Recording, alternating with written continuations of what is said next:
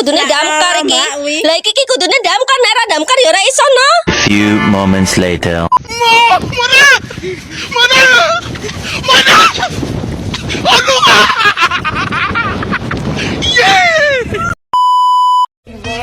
Just a feeling that I want you behind because it's something that is on. It's on my mind. I guess it goes that.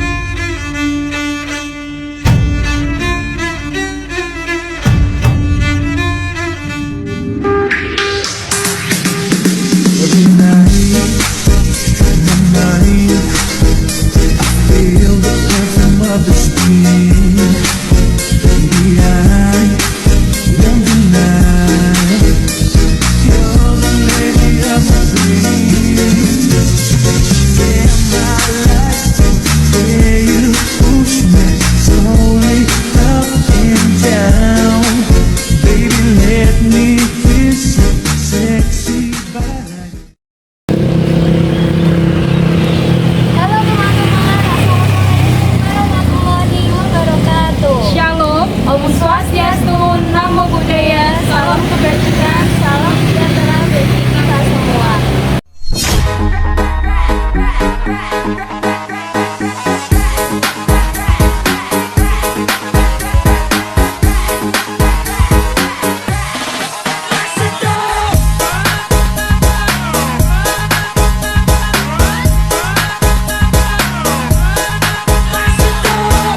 Sekarang kita lagi di LA Sablon. Di sini kita akan mengetahui lebih dalam mengenai usaha LA Sablon dan bagaimana cara mengembangkannya.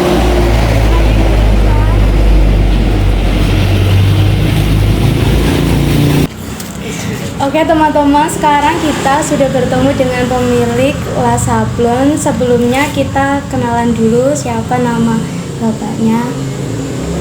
Oke, assalamualaikum warahmatullahi wabarakatuh. Pertama nama saya, nama apa ya? Nama populer apa nama asli? Nama asli itu. Nama asli saya Armanto, tapi biasa dipanggil Sailu. Bukan La ya, tapi LA. Oh, LA. LA Sablon. Ya, gitu. Ya.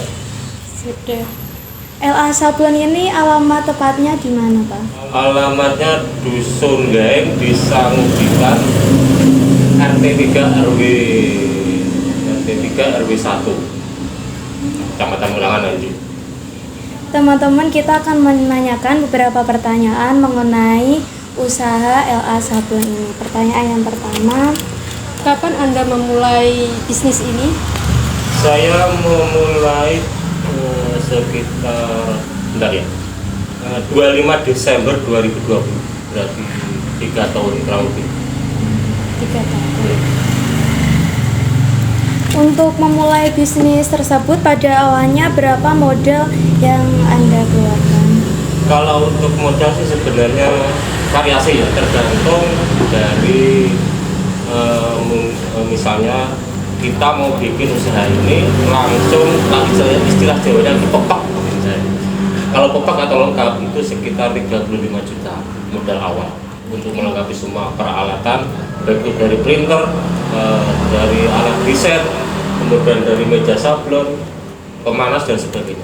Itu kalau untuk semuanya lengkap sudah ada, tinggal pakai.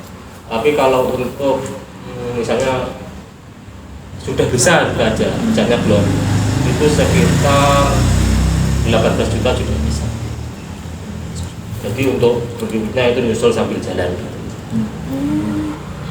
Dan selama 3 tahun memulai bisnis ini pastinya kan ada hambatan-hambatan. Ya, pasti.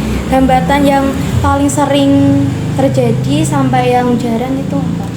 Sebenarnya kalau soal hambatan sih ya normal sih, paling ya pelanggan kadang sedikit aja.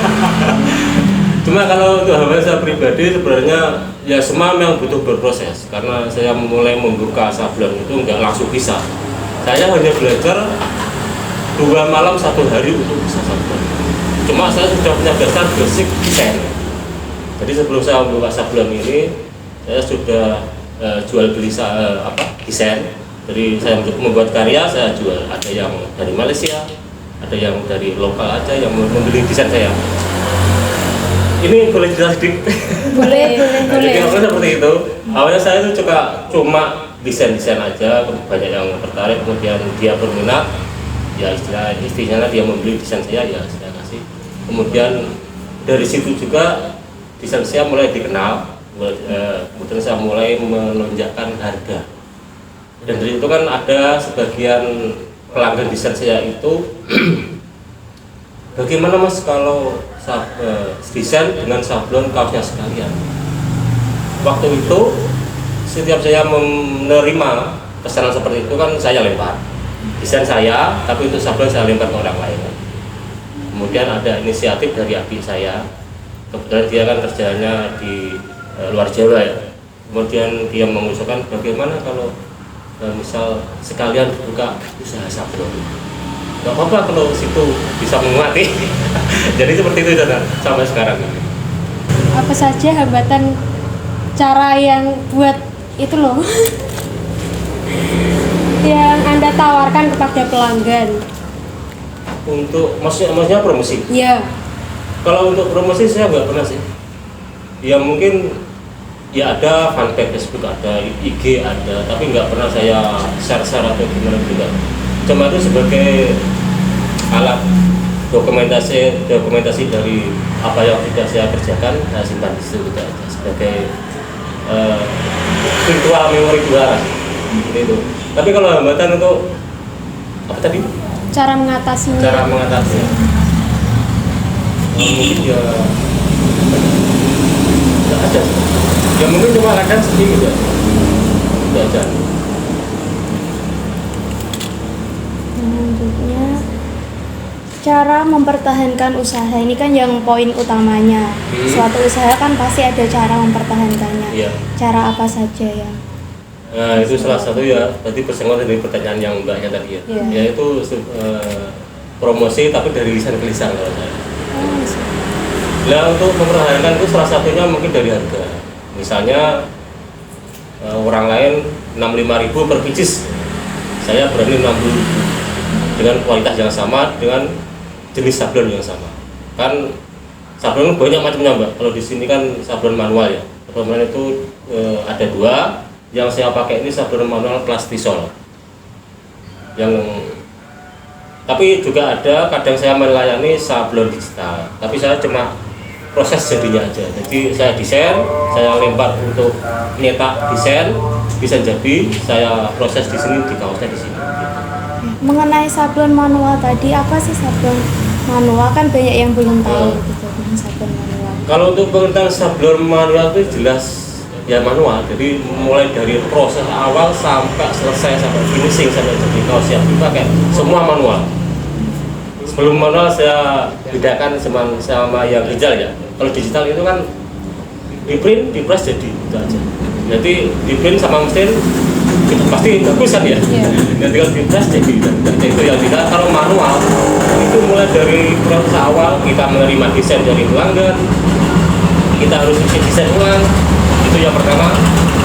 Nah, karena kan dari manual itu, sablon manual itu, desain kita benar-benar butuh desain yang detail, gambarnya detail.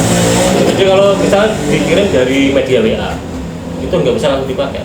Kita mesti tracing ulang atau didesain ulang. Jadi misalnya gambarnya Mickey, kita gambar lagi Mickey.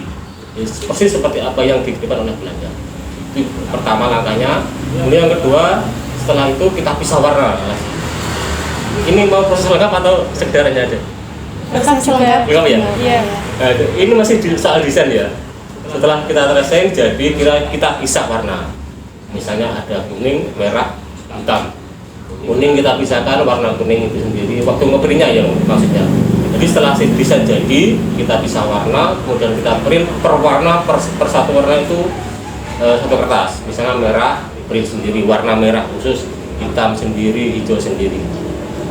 Dari situ setelah selesai pemisahan warna dan bikin, kemudian kita film atau bahasa sablonnya itu afdruk. Jadi proses film ini gimana ya? Biasanya soalnya rumit. Jadi awalnya bisa ambilkan contoh screen satu aja.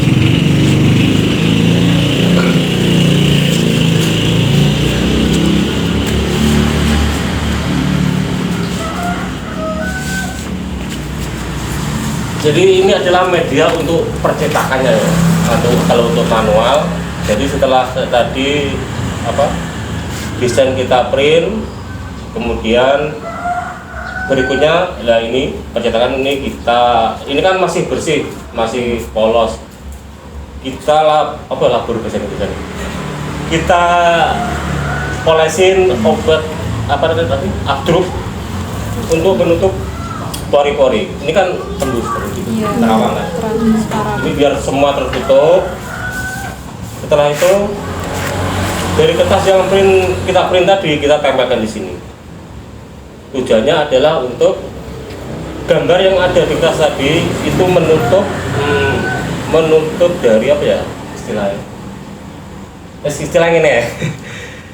Gambar sing dikletno ngene terus juga apa ya? Iya enggak apa-apa. Boleh. Jadi gambar sing dikletno kene kan iki kan wis ditutup gambarnya wis ditutup karo obat afdruk wis ditutup kan. Iya. Jadi gambar diplekno ngene kan setelah itu kita sinari, itu ada box hitam di situ. Kita sinari 2 menit. Setelah disinari kita ambil gambar kan terus kita siram air. Jadi yang ada gambarnya yang di kertas ditempelan tadi itu tidak itu yang tembus, yang lain menutup tetap waktu disiram air seret gitu ya. Itu yang ada desainnya yang digambar kita tempelkan tadi itu yang bolong. Jadi yang lain yang ditutup sama obat afdruk ini tetap buntet ya fungsinya ya. Jadi nanti akan membentuk sebuah cetakan nantinya. Jadi mereka contoh lagi yang songkono. Nah, biasa dari awal lagi. Oh no, gurih-gurih.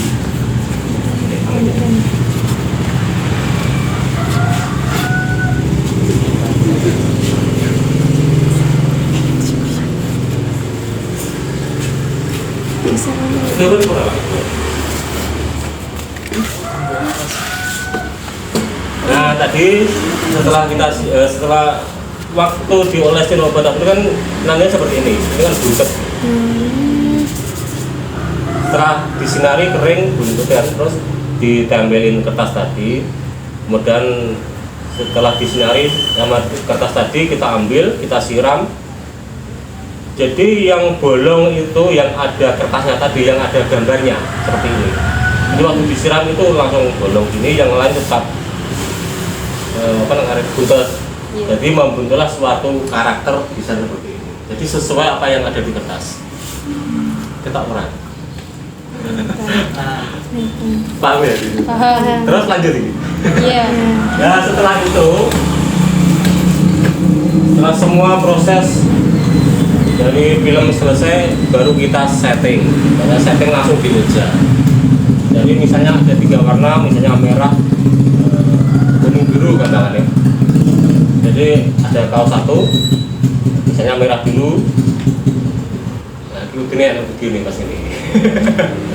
Nanti ditampilkan. Nah, jadi seperti itu ya. Gini. Waktu setelah setting itu kan setting warna, misalnya dari merah sudah pas, kemudian warna berikutnya ini gampangannya meja, itu setirnya. Iya. Kemudian hijau kita paskan dulu kan, waktu seperti itu kan belum pasti pas, kita mesti setting kurang munggah, kurang isor, atau kurang kiri, kurang kanan gitu kan. Nah, itu. Setelah semua selesai baru dikesut proses sablonnya. Jadi misalnya kuning 3 kali, jadi sampai solid warnanya. Lah kalau sekali kan, kalau pastel sekali dikesut nggak bisa jadi, harus mengulang 3 sampai 4 kali. Jadi pertama kesut, keringkan di alatnya seperti itu untuk pengering, kemudian sampai 3 kali dan seterusnya seperti itu. Setelah itu selesai, Misalnya 3 warna selesai, kita cabut dari meja, kemudian terakhir adalah finishing, kita hot press itu yang warna putih. Itu kita press, sudah baru. Jadi kalau secara detailnya itu ribet, rumit, jelibet prosesnya. Jadi kualitasnya kan jauh bagusan yang manual. Ya, itu untuk harganya perbandingannya jauh nggak antara yang manual sama digital? Ya. Kalau sebenarnya kalau bagus sama-sama bagusnya, yang membedakan adalah kualitas keawetan. Soalnya kan kalau digital kan nggak pakai apa, berarti barang jadi print di flash jadi gitu aja, jadi sekali itu. Kalau manual kan digesut, keringkan, gesut lagi, keringkan, gesut lagi, keringkan, akhirnya di press itu yang terakhir. Itu lebih kuat dan lebih awet tentunya. Dan warnanya pun perbandingannya kalau yang dengan yang digital itu enggak gampang kusam kalau yang manual. Makanya kalau merah ya tetap awet merahnya, kadang kainnya ya yang rusak malah. Ya, malah awet sablonnya gitu. Terus Harganya ya. Kalau harganya sebenarnya aku nggak punya patokan. Kalau banyak aspek, misalnya dari harga manual dulu ya. Kalau harga manual tergantung dari desain seperti apa, tingkat kerumitannya seperti apa, terus berapa warna, terus berapa jumlah pengambilan, dan seperti itu. Cuman kalau secara umum saya start itu dari harga 60.000 per piece untuk minimal selesai. Jadi start 60.000 sampai 85.000 kurang lebih seperti itu. Kalau digital itu kan kita nggak bisa patok harga, soalnya kecil besar ya dari sananya itu harganya tetap segitu, nggak bisa kita ongkek istilah. Misalnya 60 ya kita paling cuma mengambil sebagai opah desain kalau opah ngepres gampangannya 5.000 tipis banget. Bagaimana cara mempertahankan usaha ini selama 3 tahun belakangan ini? Ya tetap ya, kalau saya sih tetap syukuri aja. Disyukuri and enjoy gitu. Enjoy di jalannya. Jadi sepi yo mlaku, rame yo alhamdulillah. Sekarang masuk pertanyaan yang terakhir yang pastinya kan pengen banyak yang tahu tips apa saja yang bisa diberikan untuk pesablon pemula. Sebenarnya kalau tips sih ya gimana? Agak rumit-rumit gampang ya. Sebenarnya nggak ada tips khusus sih. Istilahnya anjana neneknya dia dipertahankan kalau bicara nih. Gitu. Jadi semua itu tergantung kepada pribadi masing-masing. Kalau saya sih ya sebenarnya nggak terlalu muluk-muluk. Apa anaknya juga anak saya ini harus disyukuri nih. Kalau aku seperti itu. Tapi nggak pernah punya target. Aku harus seperti ini, aku enggak. Jadi hari ini ada harapan sekian, hari ini ada, besoknya ada, yang lagi nggak ada, ya. Dan seperti itu, itulah proses gitu. Kalau untuk ya sebenarnya istiqomah, ya. Biasanya yang konsumennya itu paling banyak dari kalangan remaja atau orang tua? Kalau sampai saat ini sih dari komunitas petani, kemudian dari silat seperti itu, dari racing seperti itu yang sering saya terima. Ada lagi. Berapa pendapatan per bulan gitu, 1 bulan sekali? Itu bukan bisa dijadikan patokan ya, soalnya kan ya itu tadi, karena nggak setiap hari ada atau tiap bulan itu harus ini nggak bisa. Ya kalau minimal ya nggak bisa sini. Kayak itu tadi. Ya kadang kan pernah ada 2 bulan nggak ada sama sekali juga pernah. Jadi kita nggak bisa kira-kira prediksi berapa nggak bisa. Yang paling banyak 1 bulannya bisa mencapai berapa? Ya mungkin kan kalau nggak salah bersih ya. Iya. Bersih 3 jutaan. Yang pernah saya sih. Mungkin orang akan beda lagi ya. Iya. Kalau hari ini sudah mendapat orderan berapa? Kalau hari ini sebelumnya nggak ada. Itu ada tapi itu sudah 2 minggu yang lalu belum selesai. Jadi sebenarnya kalau job atau orderan itu tergantung dari musim kalau di desa ya. Musim bawang atau musim apa? Kalau musim bawang biasanya kan banyak orang yang kerja tandur, kerja ibu-ibu itu, nah, dia kan bikin komunitas sendiri kelompok tukang jabut atau tukang lain itu pas sawah itu. Sudah. Terima kasih ya atas waktunya. Sama-sama. Oke teman-teman, kita sudah menanyakan beberapa pertanyaan dan nanti akan di-post di YouTube kita. Terima kasih telah menonton video kita. Wassalamualaikum warahmatullahi wabarakatuh.